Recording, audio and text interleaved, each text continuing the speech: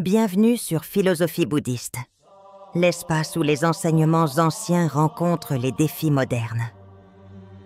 Ici, nous explorons la sagesse du Bouddha pour cultiver la paix intérieure, la compassion et l'épanouissement. Tu as senti qu'il se passe quelque chose, sans pouvoir l'expliquer. Tu regardes le monde et quelque chose en toi te dit « Ce n'est pas un hasard. Ce n'est pas seulement la crise, la guerre ou les catastrophes. Il y a un message. Et si ce message ne venait pas des hommes, mais de ton Seigneur lui-même, ce que nous vivons n'est pas ordinaire. Ce sont des temps où les voiles tombent, où ce qui semblait solide devient fragile, où les illusions s'effacent et la lumière de la vérité devient plus difficile à ignorer. Ce n'est pas la fin du monde, c'est la fin d'un monde. Et Allah t'invite. Oui, toi qui regardes. Pas demain, pas quand tu seras prêt, pas quand tu auras tout compris. Maintenant. Car ce qui est proche, ce n'est pas la destruction, mais l'accomplissement d'un appel divin. Le Coran parle de ce moment. Et la terre resplendira de la lumière de son Seigneur. Sourate Az-Zumar 39-69. Est-ce que ton cœur est prêt à recevoir cette lumière? Ou es-tu encore prisonnier d'un monde qui tremble? Allah n'envoie jamais les signes sans sagesse. Ils se multiplient autour de toi non pour te faire peur, mais pour réveiller ce qu'il y a de plus pur en toi, ta connexion au divin. Tu es à une croisée des chemins. D'un côté, le bruit, la distraction, l'effondrement. De l'autre, la foi, la conscience, la proximité d'Allah. Ce n'est pas un choix abstrait. C'est une décision qui transforme ta vie, ton cœur, ton avenir éternel. Le vrai changement ne commence pas avec un événement spectaculaire.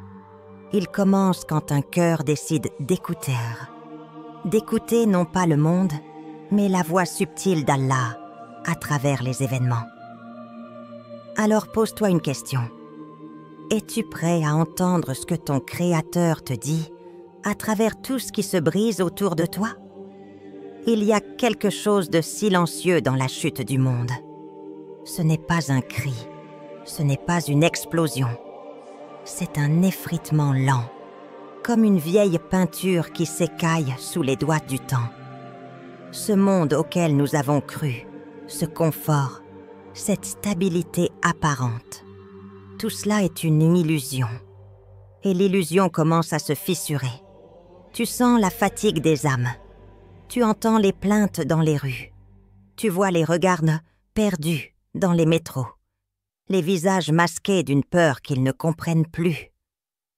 Ce n'est pas le chaos qui fait peur, c'est le vide qu'il révèle. Le monde te promettait sécurité, avenir, bonheur, mais il t'a volé ta paix intérieure. Et aujourd'hui, Allah te montre, à travers les fissures du système, ce qu'il y avait toujours eu, l'illusion d'un monde éternel. Allah dit, le jour où la terre sera remplacée par une autre terre. Sourate Ibrahim 14-48. Ce monde est temporaire, et ce qui s'écroule n'est pas la création divine, mais les murs que nous avons bâtis entre nos cœurs et Allah. Tu regardes une ville brûler, une économie s'effondrer, des peuples s'arracher, et tu crois que c'est la fin. Mais ce n'est peut-être que le début de ta lucidité, le début d'un retour à l'essentiel, car parfois, il faut que tout se brise pour que l'âme se rappelle ce qui ne meurt jamais. La fin du monde n'est pas un drame, c'est une délivrance pour ceux qui ont été prisonniers de ces mensonges. La vraie vie ne commence pas après la mort physique. Elle commence quand le cœur meurt à l'illusion. Et si ce qui est en train de se détruire, c'était tout simplement ce qui t'empêchait de voir ton Créateur? Respire. Ressens cet instant. Pas celui d'hier, pas celui de demain, celui que tu vis maintenant. Tu crois qu'il est ordinaire? Détrompe-toi. C'est dans ce moment-là que tout peut changer. Chaque seconde est un pont vers Allah. Le prophète vivait avec cette conscience absolue. Il ne laissait pas s'échapper un souffle sans le remplir de sens, de présence, de lumière. Et nous laissons filer nos journées comme du sable entre les doigts. Pourquoi attendre demain pour changer, alors qu'Allah t'a donné ce battement de cœur ici, maintenant? Ne dis pas « je ferai cela demain », sans dire « si Allah le veut ». Surat Al-Kahf, verset 23. Le moment présent est plus qu'un instant, c'est une porte, une ouverture vers la proximité d'Allah. Mais trop souvent, nous passons devant sans la voir, occupés, pressés, dispersés. Et pourtant, c'est dans ces petites secondes silencieuses que se trouve la vérité. C'est là que l'âme entend. C'est là que les larmes viennent en pouillant sans bruit. C'est là que l'on comprend que la vie entière tient peut-être dans une seule prière dite avec sincérité.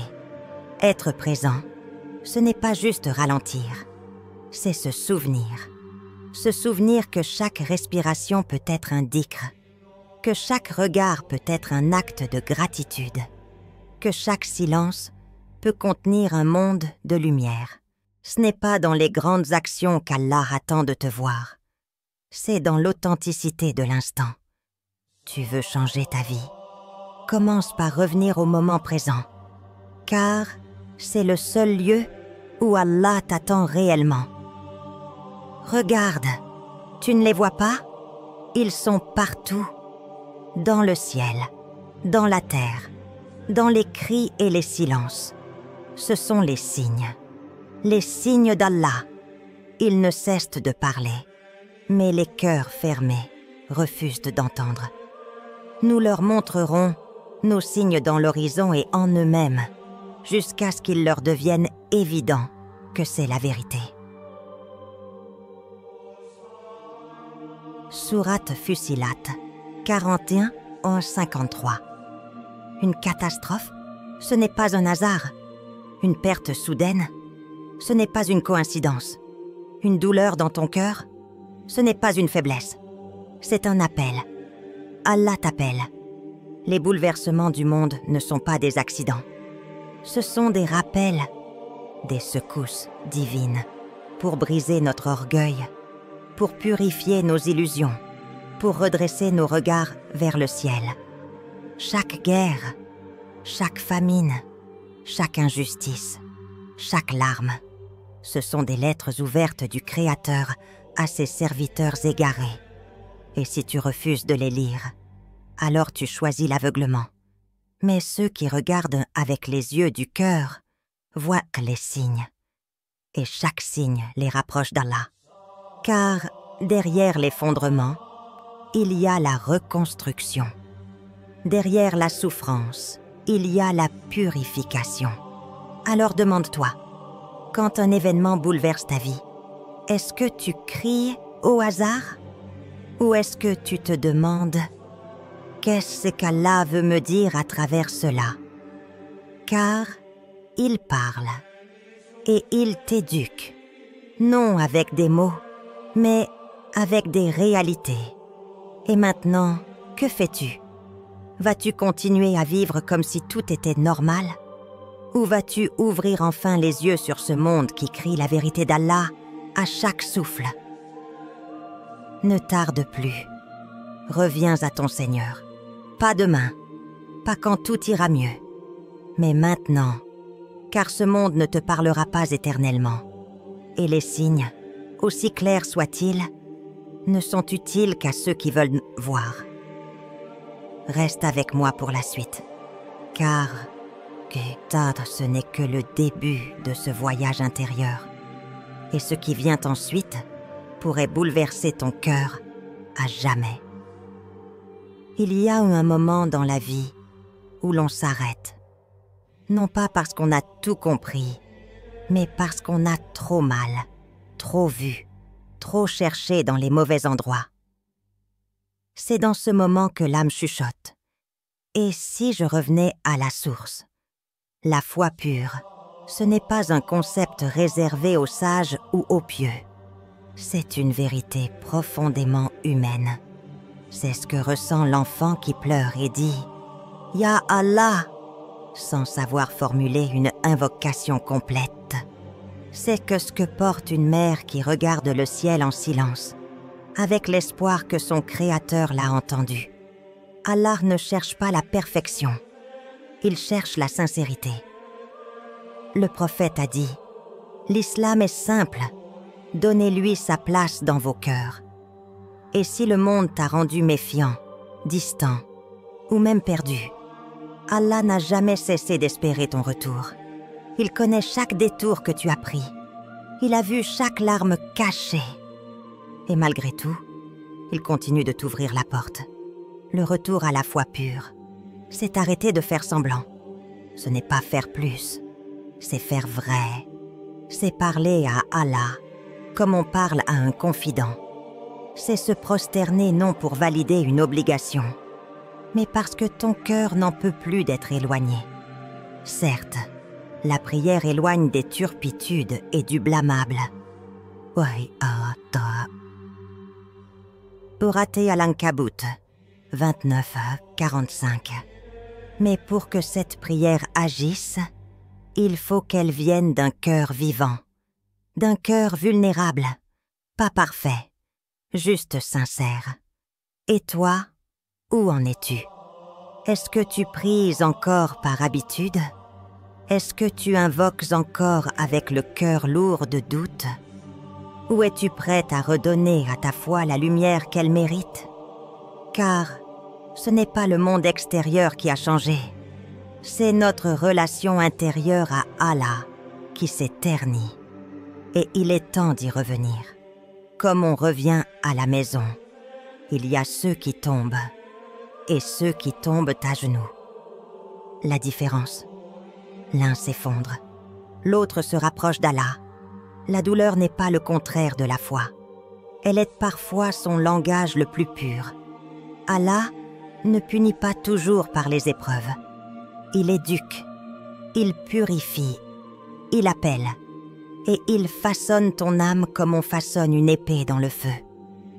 Nous vous éprouverons certes par un peu de peur, de faim, de diminution de biens, de vies et de fruits. Mais annonce la bonne nouvelle à ceux qui patientent.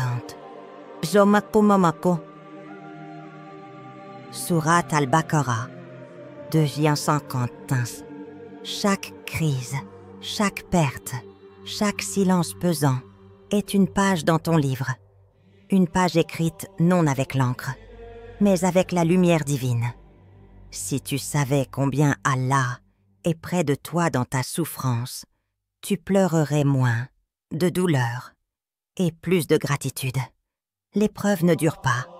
Ce qui dure, c'est ce qu'elle révèle en toi. Ta patience, ton abandon, ton dhikr dans la nuit, ton invocation dite avec des sanglots. Et parfois, Allah t'enlève ce que tu aimes pour te donner ce que ton âme attendait depuis toujours. Tu n'es pas brisé, tu es en cours de fabrication. Le croyant est comme une graine enfouie sous la terre, invisible mais vivante.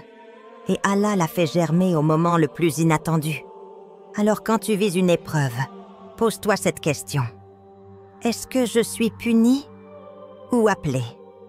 Est-ce que je résiste ou est-ce que je me rends? Parce que parfois, c'est dans la douleur que le cœur parle enfin avec vérité. Et qu'Allah, dans son infinie sagesse, te montre ce que tu n'aurais jamais vu dans les moments de confort. Tu as peut-être fait des erreurs, tu as peut-être tourné le dos, tu as peut-être failli 1000 fois. Mais écoute bien ceci. Allah n'en a jamais fini avec toi. Sa miséricorde n'est pas humaine. Elle ne se mesure pas à ce que tu mérites. Elle déborde, elle entoure, elle dépasse tout ce que tu peux imaginer. Ô mes serviteurs, qui avez commis des excès à votre propre détriment, ne désespérez pas de la miséricorde d'Allah. Surat Az-Zumar, 53. Il ne s'agit pas de tes péchés. Il s'agit de ton retour. Et Allah aime plus ton retour qu'un assoiffé qui retrouve de l'eau dans le désert. Tu crois que c'est fini pour toi? Que tu es allé trop loin? Que ton cœur est trop noir? Alors rappelle-toi que même l'obscurité n'efface pas une lumière sincère. Une seule larme versée pour Allah, une seule prosternation sincère peut renverser une montagne de fautes.